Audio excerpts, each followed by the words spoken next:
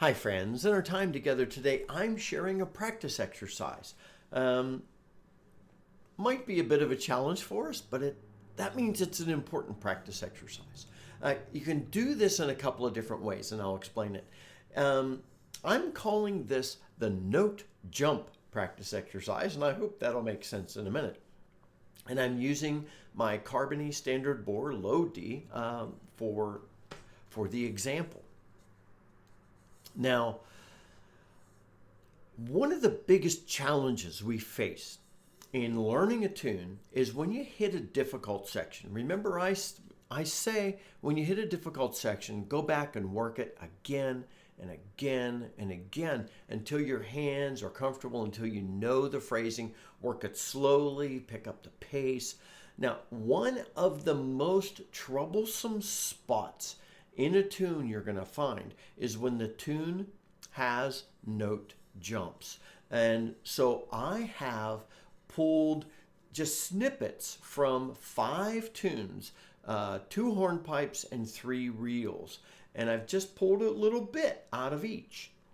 Now, my main concern is that you take time to go and work on some note jumps. If you use my 5, great. If you use some of mine and some of yours, great.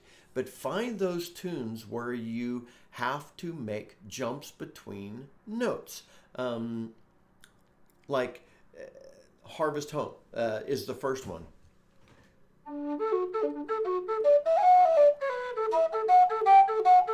See those, that jump?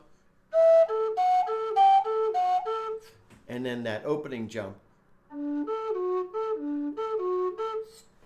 Those aren't the easiest things when you're learning a tune.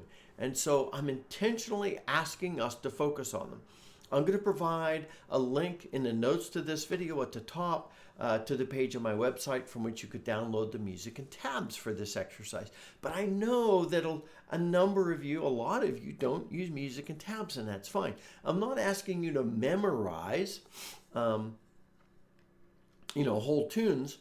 I'll just point out some of the note jumps, and then you could go to the tunes you know that have note jumps and just work on that.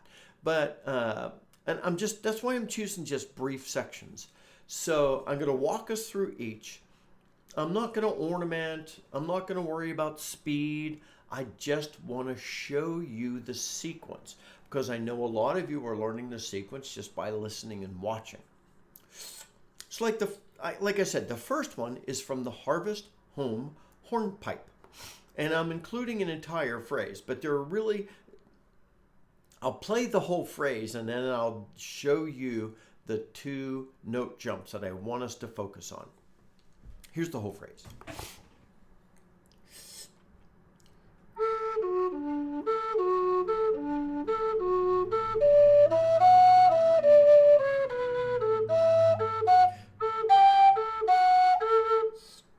Okay, that is the entire phrase. The jumps, 2 measures of jumps I want us to focus on. Here's the first and the second. I'll pull them out.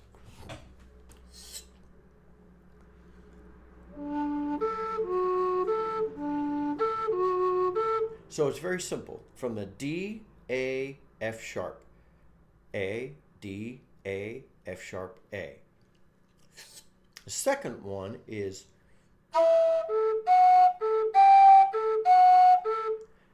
E, second octave, A, F sharp, second octave, A, G, second octave, A, F sharp, second octave, A.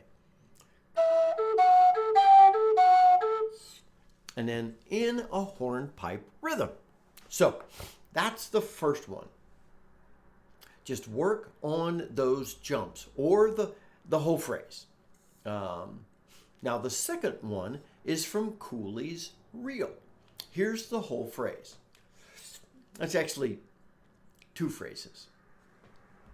The first phrase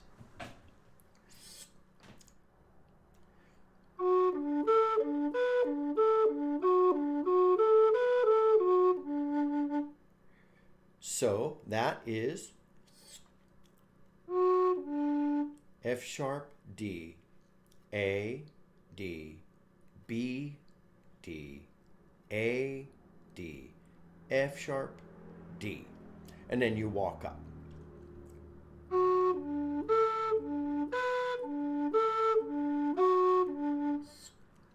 Okay, that's the first sequence there.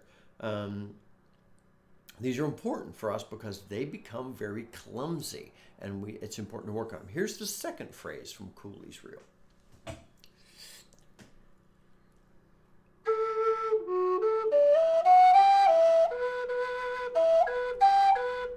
Okay, the note jump is just the last half of that last measure.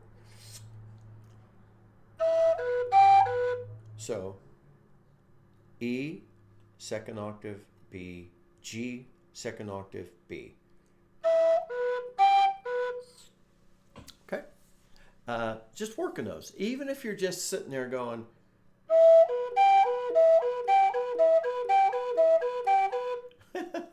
just run the phrase, run the phrase, run the phrase until you're doing it.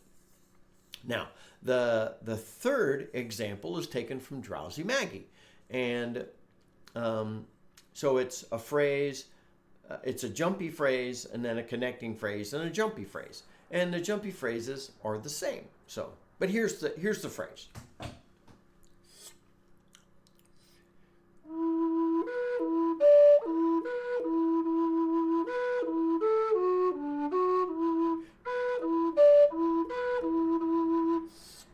Okay, so that is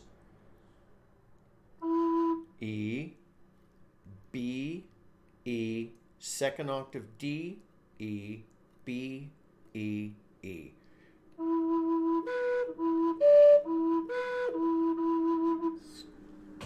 And I can almost guarantee that the very first time you played the real Drowsy Maggie, you fumbled over that like a newborn trying to walk. So it's tough. Work the sequence.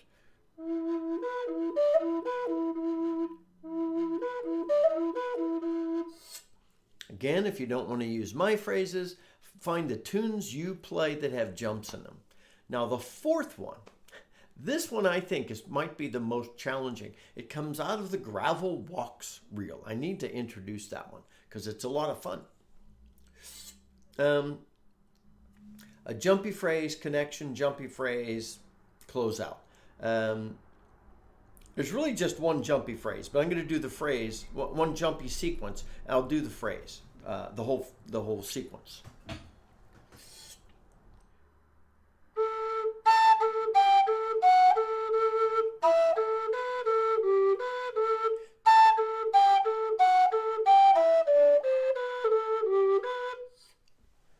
Okay. The sequence of jumps I want you to work on out of this. You don't have to do the whole phrase. I just want you to work on this sequence out of the phrase. But sometimes it's nice to have the phrase because if you know the tune, the phrasing helps you lean into it. So the jump phrase is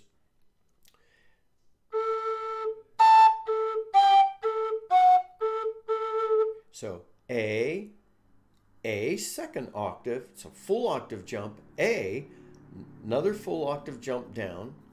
So A second octave, A, G second octave, A, F sharp second octave, A.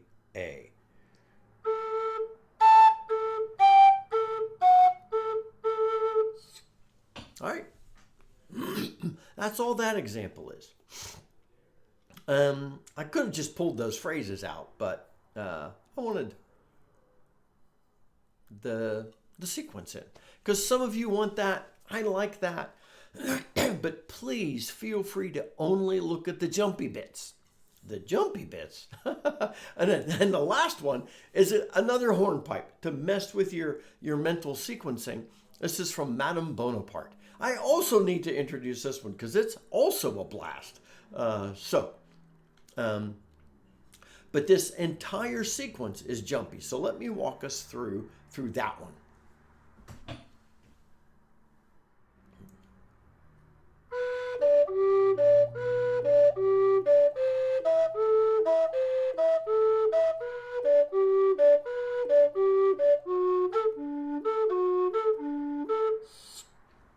And remember to use a hornpipe rhythm. And that's why I say sorry for doing 2 hornpipes and 3 reels, because that rhythm's different. But that challenge helps us in learning. So let me show you just the slow bits of this. This first one is repeated.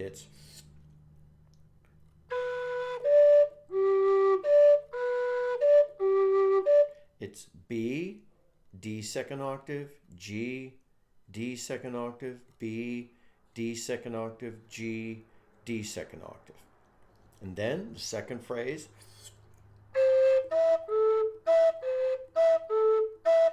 that's C natural, E second octave, A, E second octave, C natural, E second octave, A, E second octave.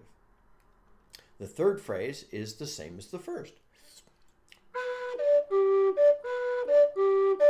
And then the last one is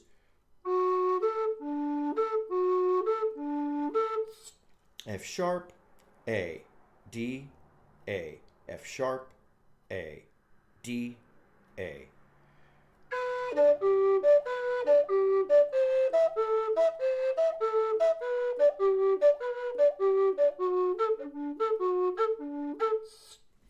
All right. Oh, that's a fun one. So at least pull out the jumpy bits. And if you need to just write the note patterns down, you could write down, like, from Harvest Home, the jumpy bit is D, A, F sharp, A, D, A, F sharp, A. And then work it till you're comfortable. Go as slow as you need to, and then pick up the pace. So my thought for this exercise is that you and I, because there's a reason I pull these exercises out, because a lot of times it's stuff I'm working on. It was really as I was messing around with learning the gravel walks a little bit, and I found that jumpy bit.